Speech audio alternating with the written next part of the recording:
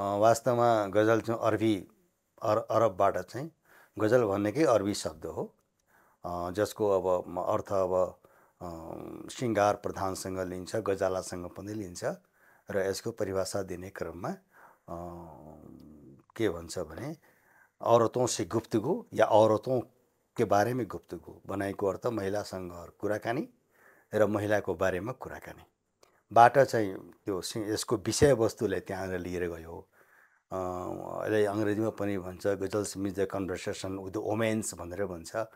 अब यो सिङ्गारको पक्षको भयो त अरबीबाट उर्दूमा, उर्दू र हिन्दी दुईटै भाषा वैज्ञानिक दृष्टिकोण एउटै भाषा हो, दुईटा भाषा होइन, बिल्कुल होइन।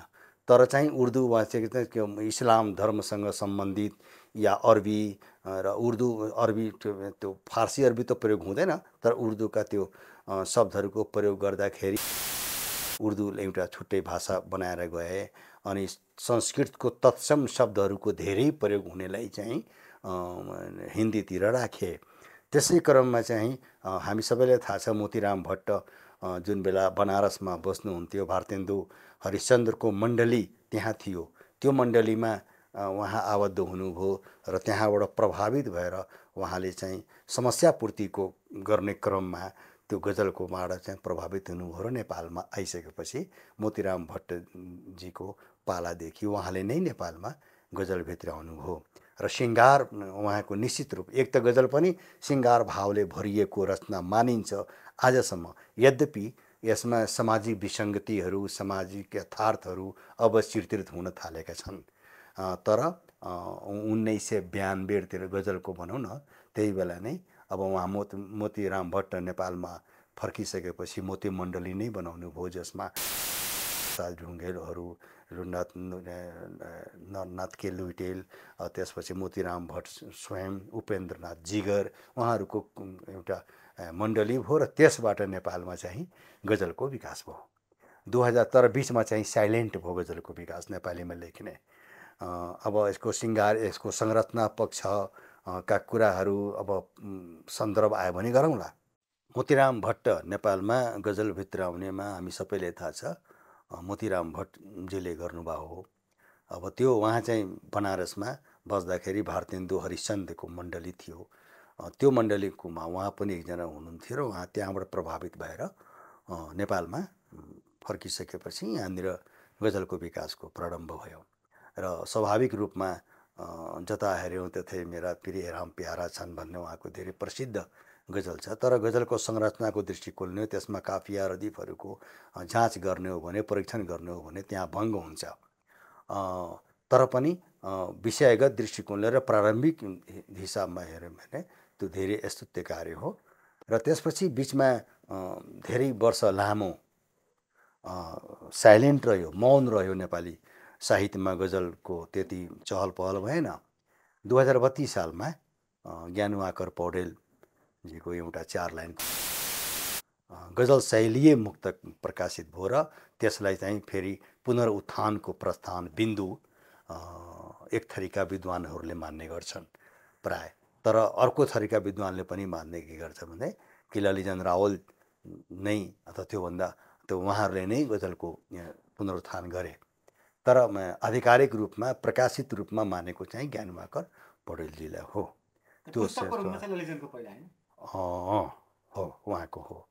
त्यसपछिको त तपाईँलाई पनि थाहा छ, धर्मगत शर्मा तुफान पनि आए, त्यसपछि ललितजन रावलजी आउनुभयो, त्यसपछि अब हजुरको भनौँ न बुन्द राणा जे आउनुभयो, रवि प्राञ्जलजी आउनुभयो, यो पुराना त्यसपछिका पुस्ताहरूमा नेपाली गजललाई समृद्धिको बाटोमा हिँडाउनेमा यी गजलकारहरूको महत्त्वपूर्ण भूमिका रहेको छ।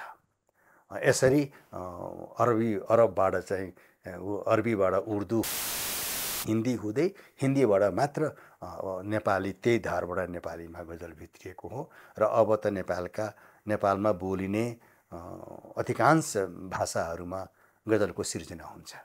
यो अहिलेको अवस्था, गजलको अवस्था कस्तो देख्नुहुन्छ? अब यो दुईटा धार छन् समकालीन गजलको बारेमा। गजलको विकास जसरी भइरहेको छ, सुन्नु, यसको प्रचलन, यसको लोकप्रियता गजल धेरै छ। अहिलेको लोकप्रियताको आधार लोकप्रियता नै आधार मान्ने हो भने अहिले नेपाली साहित्यमा दुईटा विधा धेरै लोकप्रिय छन्, काव्यमा गजल र चाहिँ आख्यानमा लघुकथा। यसको कारण के हो भने यिनीहरू छोटो अवधिमा सुन्ने सुनाउने र पाठक र श्रोता पाठकलाई तान्ने यसमा आकर्षण क्षमता रहेको छ। तर गजलको संरचना पक्षलाई हेर्न दुईटा पक्ष हेर्नुपर्छ, संरचना पक्ष र बाह्य पक्ष र त्यसको अन्तर्य पक्ष र त्यसको आन्तरिक पक्ष जसमा कला र भाव पक्षहरू आउँछन्। त्यो पक्षको दिशाले हेर्नु भने विषयगत दृष्टिकोणले हेर्ने हो भने अहिलेका नेपाली गजलमा विविधता पाइन्छ। यद्यपि त्यहाँ बहुमत भनौँ न, त्यसमा धेरैभन्दा धेरै लेख्ने श्रृङ्गार नै छन्, तथापि नेपाली गजलमा सामाजिक विषयगत विविधता देखिन्छ। तर चाहिँ एकदम अब्बल खालका गजल लेख्ने गजलकारहरू र गजलका शेरहरू सुनिसकेपछि वाह कति राम्रो, वाह भनाउनु त एउटा टिम पनि भनाउँदो रहेछन्। गजलमा यो अलिकति समकालीन गजलको यो पनि यसलाई म दोषको रूपमा लिन्छु। एकजनाले आफ्नो चिने मान्छेले गजल पढिरहेछ, उसको ग्रुपमा भएका मान्छेहरू वाह कति राम्रो भन्छ, अनि त्यसपछि सबैजना पडपड पडपड ताली बजाउँछन्। होइन, यो प्रवृत्ति पनि भित्र कठोर भएर भन्नुपर्दा गजल लेखिँदैछन्, यद्यपि लेखिने होइन भन्ने हो गजल, होइन, तर लेखिँदैछन्। अब लेख्ने क्रममा दिमागको मस्तिष्कको धेरै खेल भइरहेको छ। त्यसैले गर्दा त्यो गजल पाठकको मनमा धेरै कम उत्रिरहेको छ। वर्तमान नेपाली गजलको अवस्था भन्ने हो भने एकदमै खुसी भएर छाती फुलाउने खालको छैन। तर खुब लेख्दैछन्, सङ्ख्या ठुलो छ, यसैमा राम्रा पनि छन्, तर राम्रो गजलकारहरूको गजलको सङ्ख्या कम छ। गजलले दुःख पनि समेत गजलमा देखिन्छ, पोखिन्छ भनौँ न। यो समावेशिता, मधेस, सुदूर भनौँ न, र यो अल्पसङ्ख्यक जस्ता कुराहरू, यो समग्र चाहिँ यो कतिको बोक्छ यसले, गजलले कतिको बोक्छ? अब मैले एउटा कुरा के भन्छु भने गजल पहिला नै भने गजल लेखिँदैन भनिन्छ। गजलकारले वास्तविक रूपमा मनमा कुनै भाव आइसकेपछि मनभित्र उसले गजल लेख्छ भन्छ के संरचना लय हालेर हुन्छ। जब ऊ आफू सन्तुष्ट हुन्छ कि हो अब मैले गजल अब अरूलाई सुनाउनु पर्यो, मजा आउँछ भन्ने किसिममा, अनि मात्र उसले कुनै न कुनै भाषाको रूपमा, अब त्यो नेपाली पनि हुनसक्छ, त्यो अन्य भाषा पनि हुन सक्छन्, त्यसमा उसले चयन गर्छ। तपाईँले सोध्नुभएको विषय हो, तपाईँले जुन सोध्नुभयो समावेशिता अथवा भूगोल, मधेस, पहाड, हिमाल, यो तिरतुराहरूको, त्यसमा मेन कुरा के छ भने मानवीयता पक्ष धेरै प्रबल हुन्छ, प्रेम हुन्छ, श्रृङ्गार हुन्छ, सामाजिक विविधता हुन्छ। अब त्यसमा पहाड लेखेर मात्र पहाडको चाहिँ जीवन, त्यहाँ पहाड मात्र लेखिदिएर पहाडको जीवन त आउँदैन, मात्र लेखिदिएर तराईको जीवन त आउँदैन। तराईलाई दर्शाउनको निम्ति त तराईमा भएका अव्ययहरूलाई कलात्मक ढङ्गमा राख्यो भने मात्र आउँछ। अब कुनै जाति विशेषलाई लिएर गजलमा लेख्ने हो भने या कुनै पनि विधामा लेख्ने हो भने यो मधेसीको कविता हो, यो मधेसीको गजल हो, यो पहाडेको गजल हो, यो हिमालीको गजल कविता हो, यसरी चाहिँ साहित्यलाई छुट्याउन हुन्न।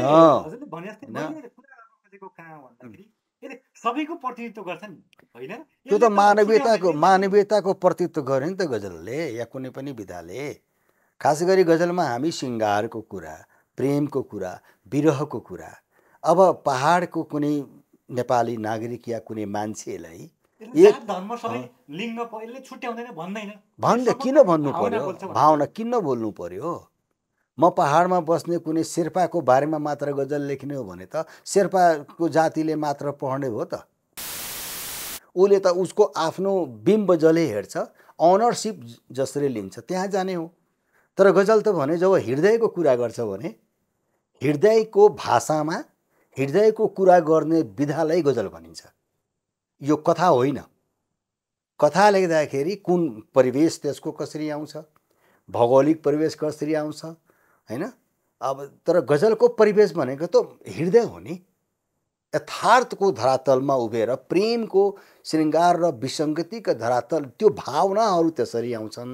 तर कुनै जात, कुनै धर्म, कुनै भूगोल त्यसलाई चाहिँ त्यसमा प्रतिबिम्बित गरिँदैन र गरिनु आवश्यक पनि छैन मलाई लाग्छ।